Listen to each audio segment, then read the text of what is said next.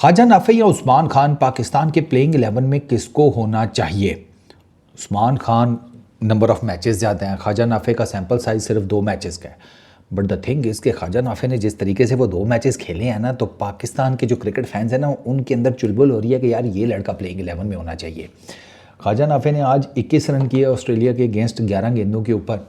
Leg side पे एक बड़ा ज़बरदस्त फ्लिक, एक पुल बड़ा ज़बरदस्त मारा, कॉर्नरी को सीधा निकल कर छक्का बड़ा ज़बरदस्त मारा। 21 किए हैं 11 गेंदों के ऊपर, 175 का स्ट्राइक रेट। 5वें नंबर पर बैटिंग करने आया था वो, ठीक है। उससे पिछला मैच इसने वो श्रीलंका में खेला था, तीसरा T20 इंटरनेशनल, उसमें 6ठे नंबर पर बैटिंग करने आया था और वहाँ पर इसका स्ट्राइक रेट था 173.3, उसमें 26 किए थे इसने, ठीक है। 21 किए हैं आज 12 गेंदों के ऊपर, वो 26 श्रीलंका के अगेंस्ट किए थे इसने 15 गेंदों के ऊपर। उधर एक छक्का एक चौका मारा था, आज 2 चौके और 2 छक्के और एक चौका, ठीक है ना। वो पुल पे भी छक्का उसने मारा था, मेरे वो चौका वो मेरे ज़हन में आ गया, छक्का मारा था उसने। अच्छा, अब ख्वाजा नाफे की जो बैटिंग स्टाइल है वो तो एक्स्ट्राऑर्डिनरी है। उस्मान खान का ये है कि उसने पिछले मैच में 50 की थी, उसने नीचे आकर डिसेंट रन्स किए थे। उस्मान ने लास्ट ये जो मैच खेला है उसमें उस्मान का किधर गया है, 53 36 बॉल्स के ऊपर 4 चौके 2 छक्के, 147 का स्ट्राइक रेट। स्ट्राइक रेट्स में तो ये पीछे है, ये ख्वाजा नाफे जैसा वो स्ट्राइक्स वो नहीं कर सकता। Nafe is pretty much young, बड़ा डोमिनेटिंग किस्म का बैट्समैन है। विकेट कीपिंग की अगर बात की जाए तो Khawaja Nafay is not a proper wicket keeper. वो खैर उस्मान खान भी इतना ज़्यादा प्रॉपर विकेट कीपर नहीं है।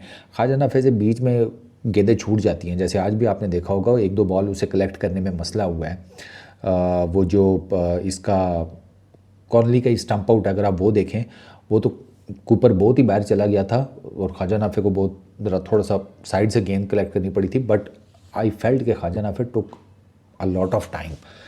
वो प्रॉपर विकेट कीपर नहीं है, विकेट कीपिंग उसने रिसेंटली स्टार्ट की है ख्वाजा नाफे ने, वो तो एक बैट्समैन है, ठीक है। तो अब चक्कर ये है कि क्या आप ख्वाजा नाफे को खिलाना इस रिस्क पर खिला सकते हैं कि यार विकेट कीपिंग में थोड़ा बहुत 19-20 भी अगर है तो चल जाएगा।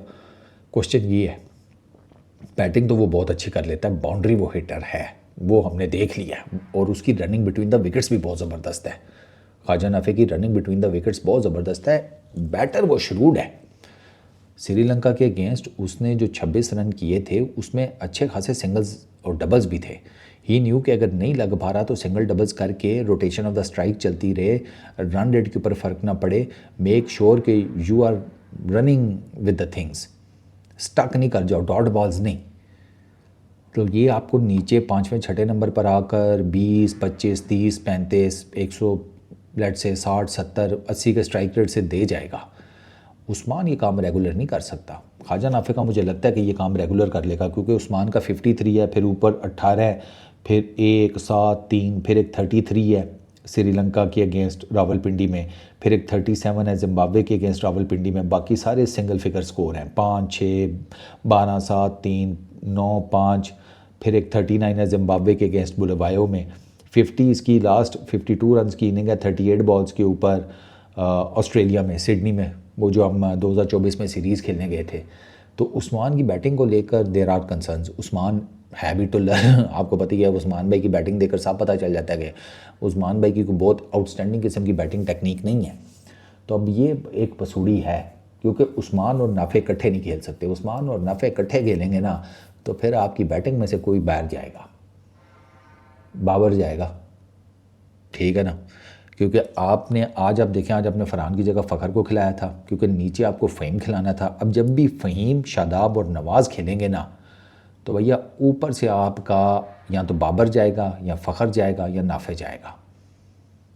नाफे को अगर आपने उस्मान खान की जगह पर करना है तो फिर बाबर या फ़खर में से, और नीचे ख्वाजा नाफे आ जाएगा उस्मान खान की जगह। बाकी आपकी बॉलिंग यही एज इट इज़ रहेगी। आपको ये मसाइल तो मैंने आपको पहले भी बताए हुए हैं। आपका साइम ओपनर पक्का, फरहान ओपनर पक्का, आपके ओपनर दोनों पक्के हो गए। तीसरे नंबर पर आ गए अब आगा जी, नंबर 3 आपके ये पक्के हो गए। फिर बाबर या फ़खर, ठीक है।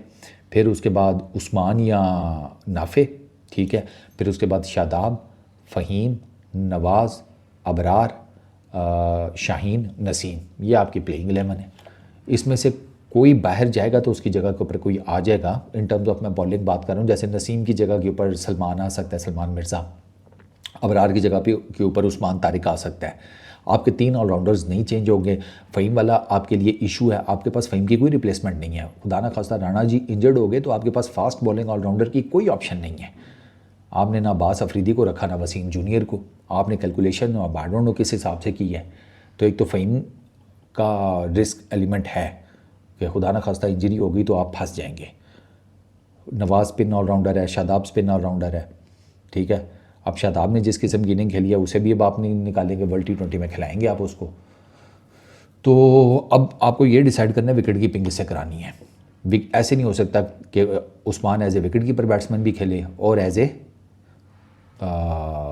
विकेट कीपर बैट्समैन के तौर पर उस्मान खेले और मिडिल ऑर्डर में ख्वाजा नाफे आ जाए। क्योंकि अगर मिडिल ऑर्डर में ख्वाजा नाफे आएगा तो ख्वाजा नाफे नंबर 4 पर बैटिंग कर सकता है, या अगर उस्मान को आप नंबर 4 पर करते हैं तो ख्वाजा नाफे नंबर 5 पर बैटिंग कर सकता है। लेकिन अगर ये दोनों साथ में होंगे टीम में तो बॉबी भाई बाहर बैठेंगे, फ़खर भाई बाहर बैठेंगे। It is as simple as that. तो ये भी पाकिस्तान की जो मैनेजमेंट है ना, टीम मैनेजमेंट, कप्तान और कोच, ये उनके लिए एक दर्द सर है। वैसे ये it's a tricky question, Usman या ख्वाजा नाफे। आई फील कि शायद ये अपनी स्टार्ट में प्लेइंग 11 में उस्मान के साथ ही जाएंगे वर्ल्ड T20 में। ख्वाजा नाफे को तब चांस देंगे कि अगर उस्मान जो है वो कुछ नहीं कर पाता, या लेट सपोज़ बाबर भाई, फ़खर भाई ये कुछ नहीं कर पाते, तो फिर शायद नाफे का नंबर लग जाए। ये इस तरह की मुझे कैलकुलेशन समझ में आ रही है। बाकी इस वीडियो में इतना ही। अपना बहुत ख्याल रखना यार। Peace out.